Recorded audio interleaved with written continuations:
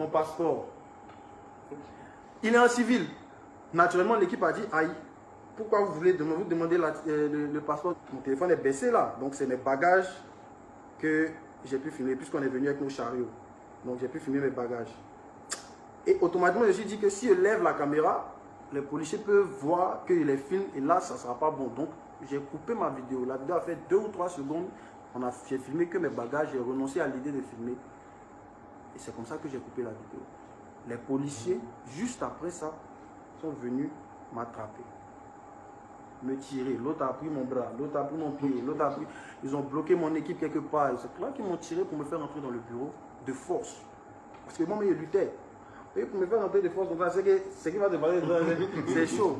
Donc, je rentre dans le bureau. Dès qu'ils me font asseoir sur le fauteuil, bam, le premier coup. Ici. Bam, le deuxième coup. Ici. Donc, je lève la tête, je suis choqué. Parce que pour moi, ils n'allaient pas oser. Donc, ils me tapent. Et je dis, mais monsieur, vous êtes en train de me taper. Là, il me tape encore. Là, il a voulu me lever. Il me fait asseoir. Il me tape encore. Donc, je suppose que c'est pour me calmer. Peut-être que c'est parce que aussi, j'étais trop euphorique. Donc là, je me calme. Ils ressortent, ils vont voir mon équipe. Mon équipe, donc ça parle derrière, tout ça, machin. J'entends les bruits, tout ça.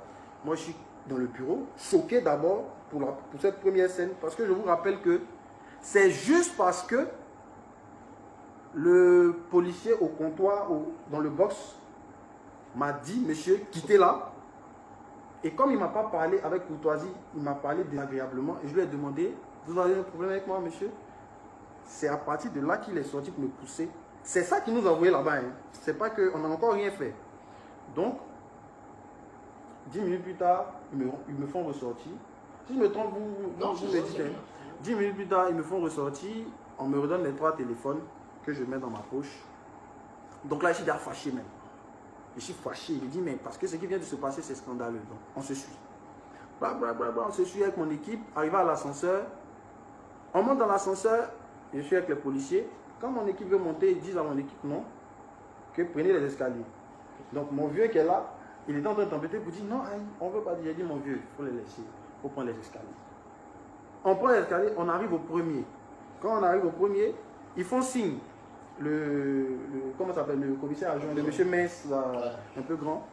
Ils font signe que on n'a qu'à caler les personnes qui vont venir. Donc déjà, j'ai compris ça. On arrive, on avance, je ne vois pas mon équipe derrière. Donc je m'arrête un moment parce que je suis vraiment inquiet, j'ai peur. J'ai dit, mais monsieur, je ne vois pas mon équipe derrière.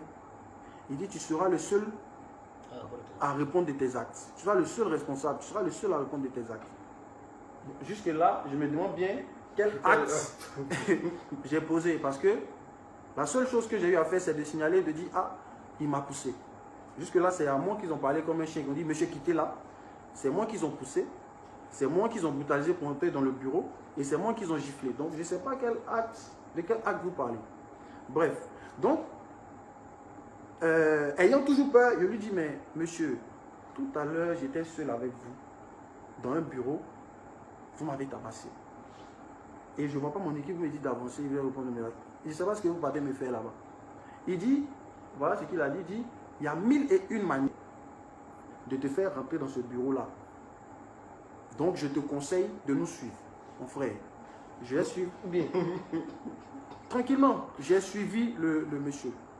On arrive dans le bureau, je pense que c'était le supérieur ou le commandant, le commissaire de l'aéroport. Donc dans une salle, quelque part, au premier étage de l'aéroport, à droite là-bas. On arrive, déjà il y a beaucoup de policiers, je suis le seul, je suis là face à un commissaire. Donc, il s'est levé. Moi, pour moi, il va m'écouter, il va écouter ce que j'ai à dire, ou tout. Il dit, monsieur, vous faites le désordre dans l'aéroport. Un agent vous dit de quitter là pour qu'il fasse son travail et vous ne voulez pas quitter là. C'est quoi votre problème? Il a commencé à parler, je ne sais plus trop exactement ce qu'il disait. Et après, je lui ai dit, mais monsieur, il y a la manière. Si tout je vous dis, monsieur, quittez là, vous allez quitter. Je ne suis pas un mendiant, je suis pas un sorcier, je n'ai pas insulté quelqu'un, j'étais arrêté. Lui-même, il m'a dit de me mettre à côté. J'étais là, lui encore, il se lève et me dit, mais monsieur, quittez là. Donc, c'est normal que je demande, monsieur, vous avez un problème.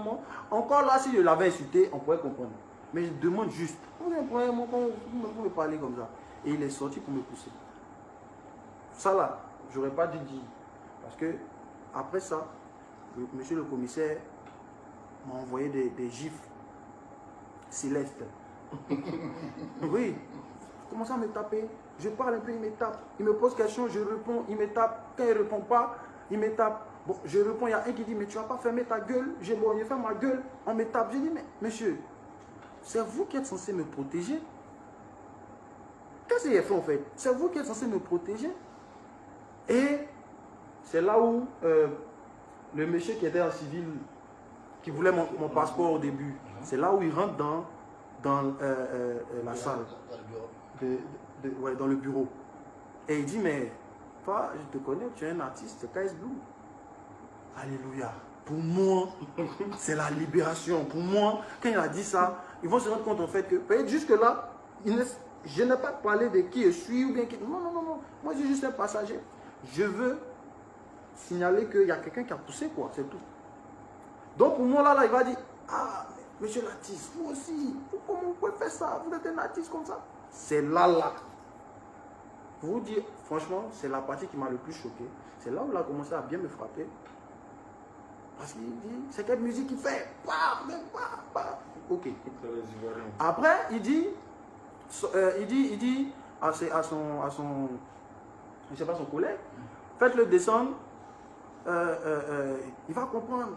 Outrage à la police, un policier te dit de quitter là, tu ne veux pas quitter là, tout ça machin, tu vas comprendre, tu as fait 5 ans, ici, on est au Sénégal, on va t'apprendre la discipline, tu es indiscipliné. Moi, il a dit ça, donc on sortait du bureau. Et quand on sortait, il m'a dit de revenir, de lui donner mes téléphones. Je lui donne mes téléphones. Il me demande le code, je mets mon code. Et il me dit,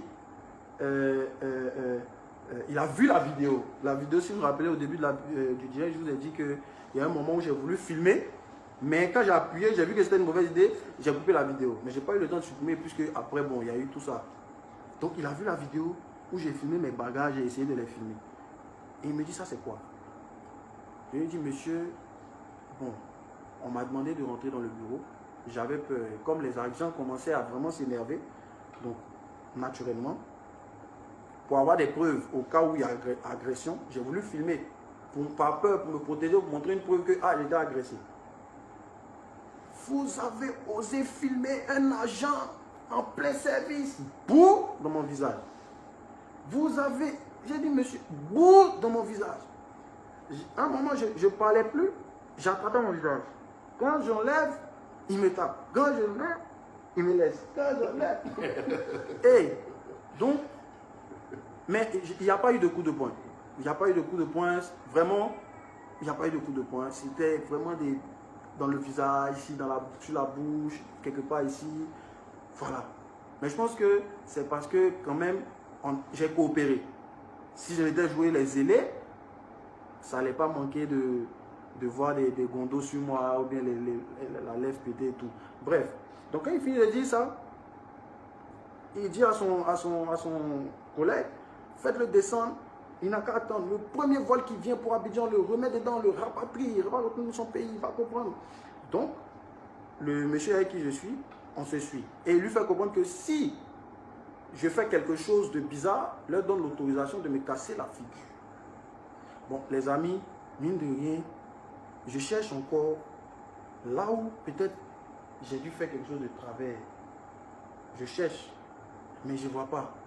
Si vous me dites ce que j'ai pu faire, ou peut-être quand on m'a dit quitte là, on m'a parlé comme un chien, je ne suis pas quitté, peut-être c'est ça mon péché, ou bien. Donc on descend, je revois mon staff.